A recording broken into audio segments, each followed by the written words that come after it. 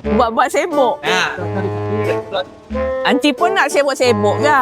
Hari ni barang-barang workshop Aunty dah sampai. Banyak-banyak ni korang rasa berapa kos yang Aunty spend? Total barang semua lebih kurang 8,000 kg.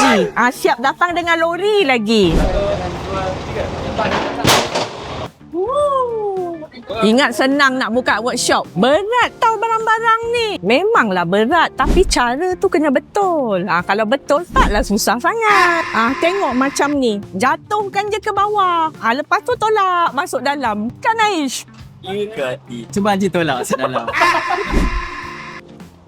Tak berat sangat. Okey. Okey, pergi. Kalau dah biasa angkat-angkat berat, okey je. Dah habis dah Aunty keluarkan semua barang-barang Aunty. Sekarang Aunty nak buat unboxing pula. Ni Aunty beli kuali, dapur gas. Yang ni pula untuk buat air balang. Aunty beli acrylic wheel. Cara pegang memang macam tak pernah masuk workshop. Selalu unboxing handbag je. Ni apron untuk kereta.